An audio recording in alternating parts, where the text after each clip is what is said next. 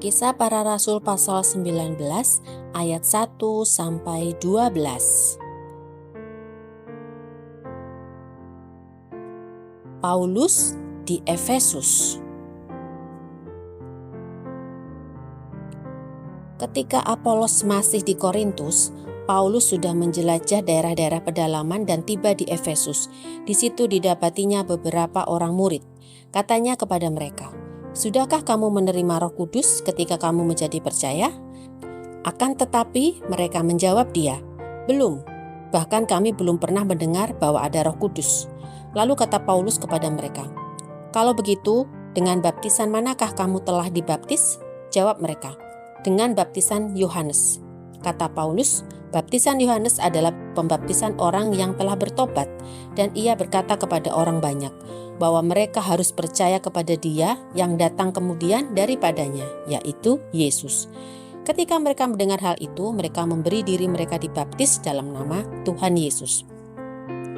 Dan ketika Paulus menumpangkan tangan di atas mereka, turunlah Roh Kudus ke atas mereka, dan mulailah mereka berkata-kata dalam bahasa roh dan bernubuat. Jumlah mereka adalah kira-kira 12 orang.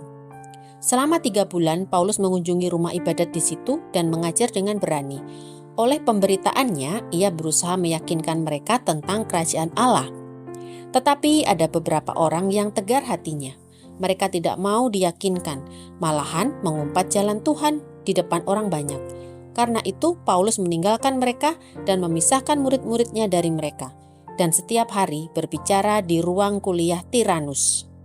Hal ini dilakukannya 2 tahun lamanya, sehingga semua penduduk Asia mendengar firman Tuhan, baik orang Yahudi maupun orang Yunani. Oleh Paulus, Allah mengadakan mujizat-mujizat yang luar biasa. Bahkan orang membawa sapu tangan atau kain yang pernah dipakai oleh Paulus dan meletakkannya atas orang-orang sakit, maka lenyaplah penyakit mereka dan keluarlah roh-roh jahat.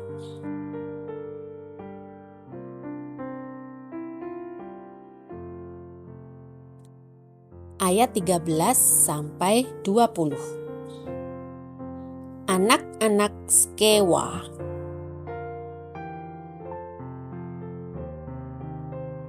Juga beberapa tukang jampi Yahudi yang berjalan keliling di negeri itu mencoba menyebut nama Tuhan Yesus atas mereka yang kerasukan roh jahat dengan berseru, katanya, "Aku menyumpahi kamu demi nama Yesus yang diberitakan oleh Paulus." Mereka yang melakukan hal itu ialah 7 orang anak dari seorang imam kepala Yahudi yang bernama Skewa.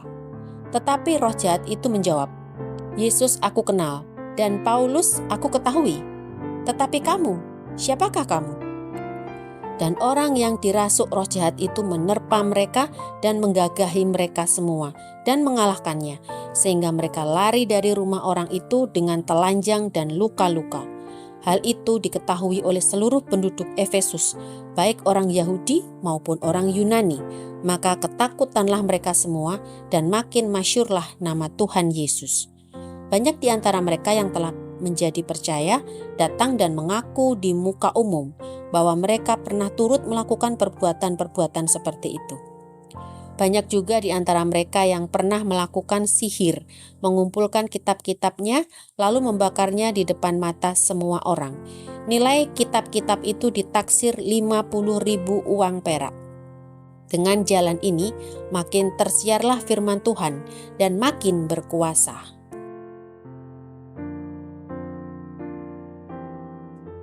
Ayat 21 sampai 41.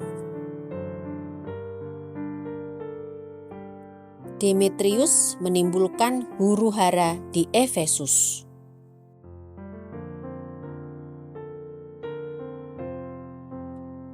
Kemudian daripada semuanya itu, Paulus bermaksud pergi ke Yerusalem melalui Makedonia dan Akaya. Katanya, "Sesudah berkunjung ke situ, aku harus melihat Roma juga."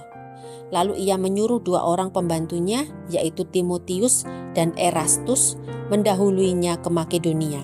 Tetapi ia sendiri tinggal beberapa lama lagi di Asia. Kira-kira pada waktu itu timbul huru-hara besar mengenai jalan Tuhan. Sebab ada seorang bernama Demetrius, seorang tukang perak, yang membuat kuil-kuilan Dewi Artemis dari perak. Usahanya itu mendatangkan penghasilan yang tidak sedikit bagi tukang-tukangnya. Ia mengumpulkan mereka bersama-sama dengan pekerja-pekerja lain dalam perusahaan itu dan berkata, "Saudara-saudara, kamu tahu bahwa kemakmuran kita adalah hasil perusahaan ini. Sekarang kamu sendiri melihat dan mendengar bagaimana Paulus, bukan saja di Efesus, tetapi juga hampir di seluruh Asia, telah membujuk dan menyesatkan banyak orang dengan mengatakan bahwa apa yang dibuat oleh tangan manusia bukanlah dewa. Dengan jalan demikian, bukan saja perusahaan kita berada dalam bahaya untuk dihina orang, tetapi juga kuil Artemis, dewi besar itu, berada dalam bahaya akan kehilangan artinya. Dan Artemis sendiri, Artemis yang disembah oleh seluruh Asia dan seluruh dunia yang beradab, akan kehilangan kebesarannya." Mendengar itu meluaplah amarah mereka, lalu mereka berteriak-teriak, katanya, "Besarlah Artemis, dewi orang Efesus."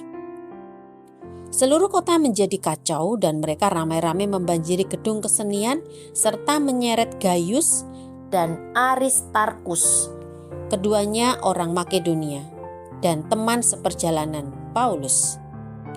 Paulus mau pergi ke tengah-tengah rakyat itu, tetapi murid-muridnya tidak mengizinkannya. Bahkan beberapa pembesar yang berasal dari Asia yang bersahabat dengan Paulus mengirim peringatan kepadanya supaya ia jangan masuk ke gedung kesenian itu. Sementara itu orang yang berkumpul di dalam gedung itu berteriak-teriak, yang seorang mengatakan ini dan yang lain mengatakan itu. Sebab kumpulan itu kacau balau dan kebanyakan dari mereka tidak tahu untuk apa mereka berkumpul. Lalu seorang bernama Alexander didorong ke depan oleh orang-orang Yahudi. Ia mendapat keterangan dari orang banyak tentang apa yang terjadi. Segera ia memberi isyarat dengan tangannya dan mau memberi penjelasan sebagai pembelaan di depan rakyat itu. Tetapi ketika mereka tahu bahwa ia adalah orang Yahudi, berteriaklah mereka bersama-sama kira-kira 2 jam lamanya, "Besarlah Artemis, dewi orang Efesus." Akan tetapi panitera kota menenangkan orang banyak itu dan berkata, "Hai orang Efesus, siapakah di dunia ini yang tidak tahu bahwa kota Efesuslah yang memelihara baik kuil Dewi Artemis yang maha besar maupun patungnya yang turun dari langit? Hal itu tidak dapat dibantah, karena itu hendaklah kamu tenang dan janganlah terburu-buru bertindak. Sebab kamu telah membawa orang-orang ini ke sini, walaupun mereka tidak merampok kuil dewi kita dan tidak menghujat namanya. Jadi, jika Demetrius dan tukang-tukangnya ada pengaduannya terhadap seseorang, bukankah ada sidang-sidang pengadilan dan ada gubernur? Jadi, hendaklah kedua belah pihak mengajukan dakwaannya ke situ. Dan jika ada sesuatu yang lain yang kamu kehendaki, baiklah, kehendakmu itu diselesaikan dalam sidang rakyat yang sah. Sebab kita berada dalam bahaya akan dituduh bahwa kita menimbulkan huru-hara pada hari ini, karena tidak ada alasan yang dapat kita kemukakan untuk membenarkan kumpulan yang kacau balau ini. Dan dengan kata-kata itu, ia membubarkan kumpulan rakyat itu.